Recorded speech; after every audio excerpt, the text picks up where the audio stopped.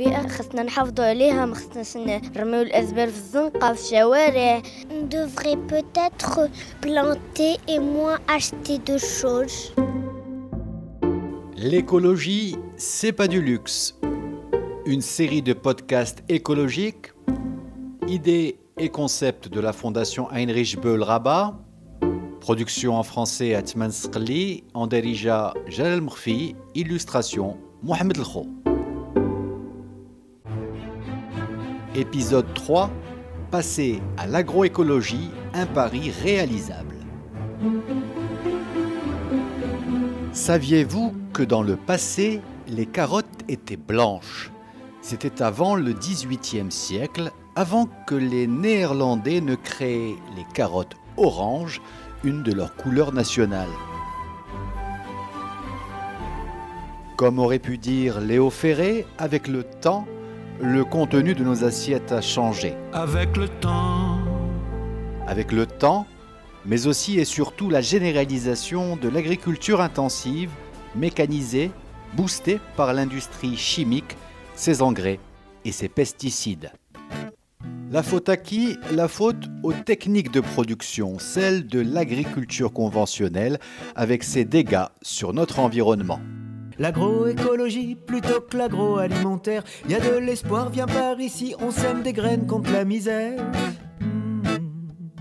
Aujourd'hui, de nombreuses voix tirent la sonnette d'alarme pour protéger notre santé comme celle de notre planète. Et pour ceux qui veulent changer les choses, l'agroécologie est une alternative durable pour le bien-être des consommateurs comme pour celui des producteurs, les agriculteurs. Avant de vous présenter les avantages qu'offre l'agroécologie, avant de parler des enjeux comme des solutions pour que se développe ce mode de production, on écoute tout de suite les points de vue des Marocaines et Marocains que nous avons croisés.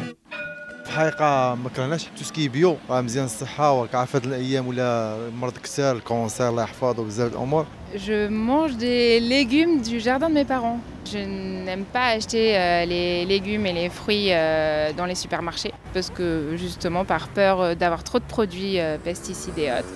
كنفضل انه تكون الفلاحه طبيعيه وما يكونش تاثير جانبي على البيئه وعلى الصحه ديال الانسان ومن جهه اخرى يكون الفلاح الصغير هو اللي كيستافد.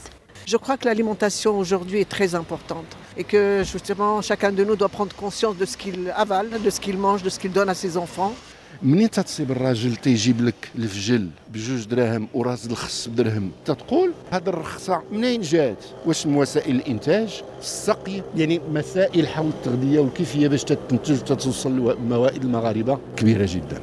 والوقت اللي ستكون المناسبات يكونوا شويه الفلوس زايدين تنشريوها ملي ما تكون شي الله غالب. On est dans une période de rentabilité de grandes exploitations, mais je crois que pour la santé des gens, ils doivent être un peu plus prudents et vigilants.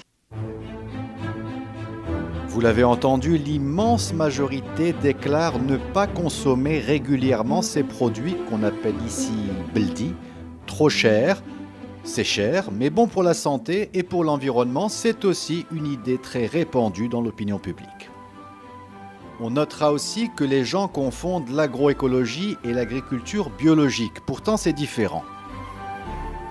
On peut en effet produire du bio avec les méthodes de l'agriculture conventionnelle dans de grandes fermes avec des outils mécaniques, des engrais et parfois même des pesticides. L'agroécologie, elle, répond à d'autres critères et les techniques préconisées sont ancestrales.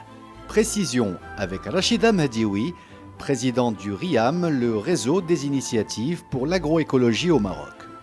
C'est une agriculture qui utilise un certain nombre de pratiques dont le respect de la nature et qui s'inspire de ce qui se passe dans la nature.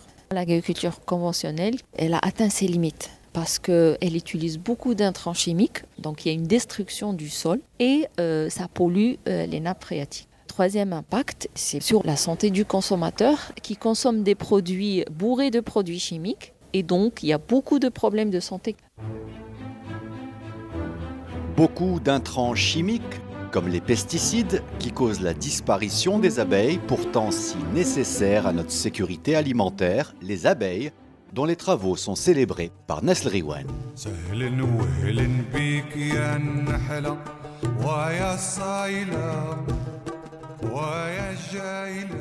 Les abeilles, vous le savez, transportent le pollen et sans la pollinisation, il est impossible de féconder les végétaux et donc de produire fruits, céréales et légumes. Les conséquences sont graves, on parle de famine et de conflits. La priorité a longtemps été de produire plus pour nourrir toute la planète, une planète qu'il faut aujourd'hui protéger. C'est pourquoi l'agroécologie est un secteur d'avenir. De jeunes entrepreneurs se sont lancés dans l'aventure. Pour en savoir plus, direction Kamouni, pas loin de Rabat. Nous allons y rencontrer Taha. Il a quitté la ville pour sa petite ferme où il pratique la permaculture. Autodidacte et militant, Taha se définit comme un petit flah qui veut produire autrement, produire de meilleurs aliments.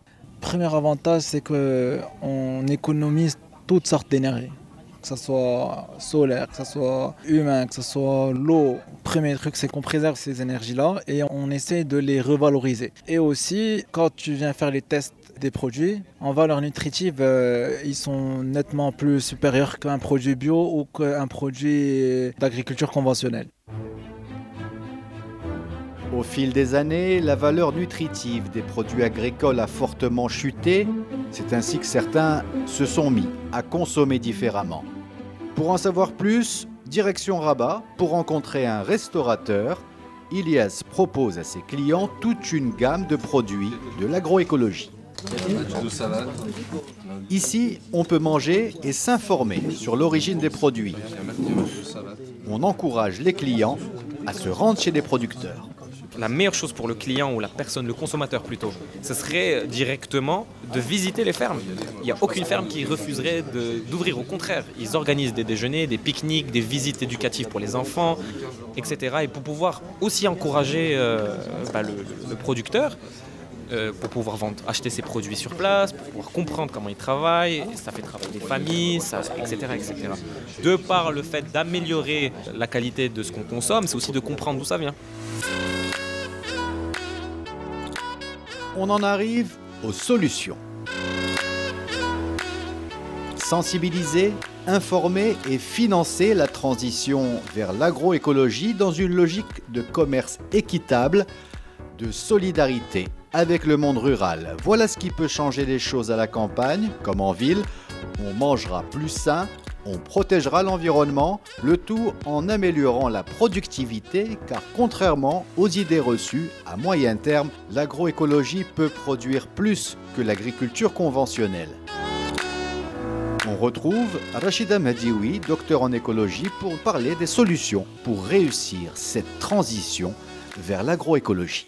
Il faudrait d'abord une implication des institutionnels. À l'heure qu'il est, ne reconnaissent toujours pas l'agroécologie. Il n'y a pas de législation et il n'y a pas d'aide aux producteurs qui souhaitent développer l'agroécologie. Et donc la société civile est prête à accompagner ces producteurs, mais il n'y a pas un appui de l'État. Mais pour pouvoir développer cette agriculture, il faut un soutien aussi des consommateurs. Ils doivent devenir des consommateurs. Promouvoir l'agroécologie au Maroc, c'est urgent. Du point de vue des experts, ce modèle doit être encouragé en premier lieu par l'État, par les banques aussi, sans parler de ce que chacun de nous peut faire. En consommant régulièrement ces produits, car n'oubliez pas, même si c'est plus cher, avec le même budget, vous pouvez consommer moins. Et au final, vous aurez consommé solidaire, avec tous ceux qui produisent nos aliments. Je regarde pousser mon potager, je te laisse nourrir ton capital. J'ai le paysan d'à côté et toi t'es multinational. Pour en savoir plus sur les défis et les urgences qui attendent l'agriculture au Maroc, vous pouvez suivre le 4e épisode de notre série. Il est consacré à l'eau. On précisera la nature des enjeux. On écoutera le point de vue d'un expert et on donnera, comme toujours, des solutions. N'oubliez pas, l'écologie, c'est pas du luxe. À très vite. Mettons en route cette énorme énergie et cet amour immense qui est capable de changer le monde.